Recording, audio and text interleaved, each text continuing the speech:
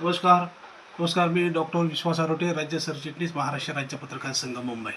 खरं तर आमच्या महाराष्ट्र राज्य पत्रकार संघाचे तथा महाराष्ट्र राज्य मराठी पत्रकार संघ, ऑल इंडिया जर्नलिस्ट असोसिएशनचे मार्गदर्शक आणि ज्यांनी आपल्या लिखाणातून सर्वसामान्य पत्रकारांना उभे करण्याचं काम केलं आणि संपूर्ण महाराष्ट्रात नसेल तर महाराष्ट्र, गोवा, दिल्ली, बेळगाव, गुजरात या 7 प्रांतिकमध्ये ज्यांनी सर्व पत्रकारांना उभं राहण्याचं काम केलं.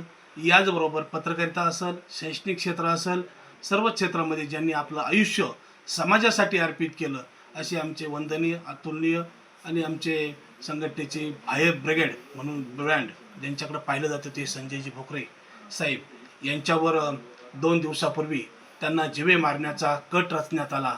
हा कट सांगली येथील कर्तव्यदक्ष पोलिसांच्या प्रयत्नामध्ये उदयास आला. खरं तर त्याबद्दल मी पोलीस यंत्रणेचा आभार मानतो. खरं तर संजय प्रल्हाद भोकरे हे नाव संपूर्ण महाराष्ट्रात नव्हे तर ऑल इंडियामध्ये शैक्षणिक आणि पत्रकारितेच्या माध्यमातून सर्वसामान्य जनतेच्या मनापर्यंत पोहोचलेलं आहे.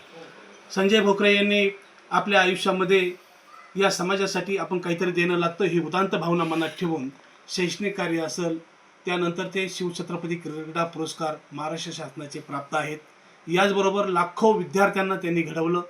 आज महाराष्ट्रातील पश्चिम महाराष्ट्रामध्ये SBI ग्रुप, अंबाबाई तालीम शिक्षण संस्था ही मोठ्या नावरूपाला आणण्यामध्ये त्यांचा सिंहाचा वाटा राहिलेला आहे. याचबरोबर ते पहिलवान पण आहेत. त्यांनी अनेक मल्लखंब तयार केलेले आहेत. अशा या माणसाने माणसं जोडण्याचं काम केलं. माणसं जोडत असताना राजकारणात देखील त्यांनी त्यांचं वलय निर्माण केलं आणि आमच्यासारख्या लाखो पत्रकारांचे ते आराध्य दैवत म्हणून आम्ही त्यांच्याकडे पाहतो. कारण सुखात नव्हे तर दुःखात उभं राहणारं ते आमचं नेतृत्व आहे. कर्तृत्व, दातृत्व, नेतृत्व यामुळे ते सर्वांमध्ये परिचित झालेत आणि 24 तास सर्व पत्रकारांसाठी सदैव ते पाठीशी उभे राहतात. आणि अशा आमच्या ऋषितुल्य पत्रकारितेमध्ये आमचे राज्य पत्रकार संघाचे संस्थापक, राज्य संघटक म्हणून ते काम पाहत आहेत आणि यांना 2 एकर क्षेत्र या संस्थेचं आहे. संजय प्रल्हाद भोकरे यांचं वैयक्तिक नाही, ती संस्थेची मालमत्ता आहे. हे संस्थेची मालमत्ता हडप करण्यासाठी काही मास्टर माइंड लोकांनी संजय प्रल्हाद भोकरे यांना जिवे मारण्याची सुपारी दिली आणि या सुपारीमध्ये असणारे 3 जणांना अटक करण्यात आली. अटक करण्यात आल्यानंतर त्यांच्याकडून संजय प्रल्हाद भोकरे यांना जिवे मारण्याची सुपारी त्यांना फडतरे हा फरार आहे याच्याकडून मिळाली. पण याच्या पाठीमागचा खरा मास्टर माइंड हा मात्र वेगळाच आहे हे सर्वांकडून ऐकवण्यात येत आहे. आणि खरंच संजय प्रल्हाद भोकरे या व्यक्तीला जर आपण या मधून उडवलं तर ही जागा आपल्याला हस्तगत करता येऊ शकते. यामुळे त्यांना जिवे मारण्याचा जो कट रचण्यात आला होता तो पोलीस यंत्रणेमुळे तो बाजूला गेला. पण संजय प्रल्हाद भोकरे असेल, या अगोदर 1 वर्षापूर्वी आमच्या डिजिटल मीडियाचे प्रदेशाध्यक्ष सिद्धार्थ भोकरे असेल, यांना देखील पुण्यावरून एक जिवे मारण्याची धमकी देण्याचा फोन आला होता. कारण भोकरे परिवार हा पत्रकारितामध्ये असेल, शैक्षणिक क्षेत्रामध्ये असेल, सामाजिक क्षेत्रामध्ये असेल, यांचं योगदान मात्र मोठ्या प्रमाणात आहे. शेवटी त्यांची पेरणी केलेली आहे. ती पेरणी केल्यानंतर ती उगवणी देखील चांगल्या प्रकारे झालेली आहे. मात्र एका समाजातील आणि काही वर्षात एवढं शैक्षणिक संस्था संकुल उभं करणं, संपूर्ण महाराष्ट्रामध्ये राज्य पत्रकार संघाचे कार्यालय उभे करणे, 27,000 पत्रकारांचं नेतृत्व करणे आणि हा सर्व इतिहास जमा करत असताना त्यांच्यावर झालेला त्यांचा प्रकाशझोत आणि 2 एकर क्षेत्र हे मिळवण्यासाठी संजय भोकरे हे अडसर निर्माण होत आहे.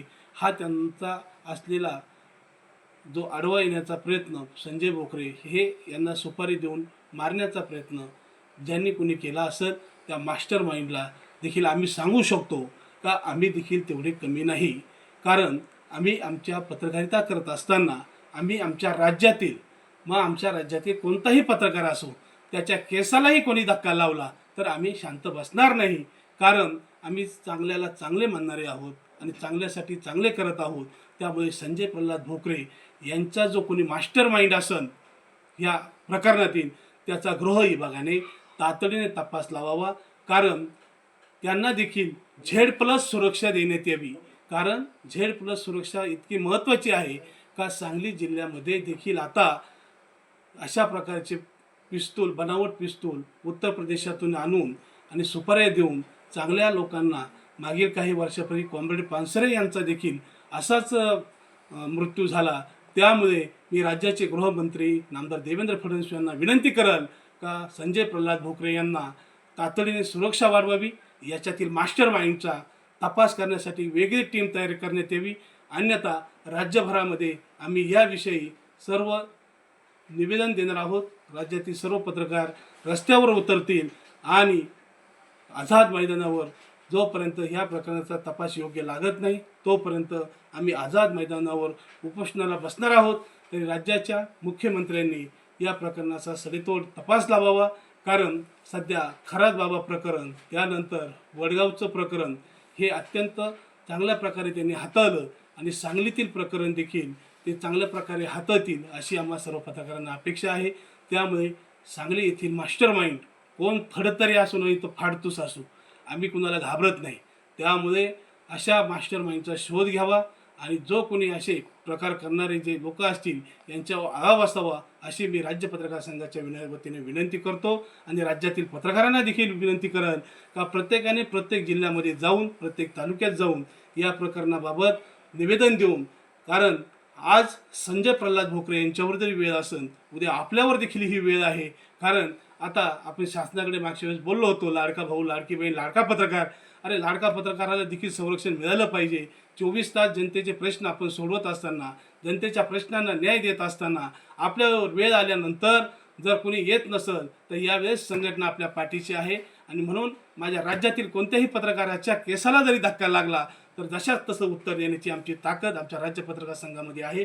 त्यामुळे पुनश्च एकदा मी राज्याचे मुख्यमंत्री आणि गृहमंत्री यांना विनंती करेन का या प्रकरणातील मास्टर माइंड शोधण्यासाठी विशेष तपास समिती आणि पथक लागू करावे अशी मी विनंती करतो.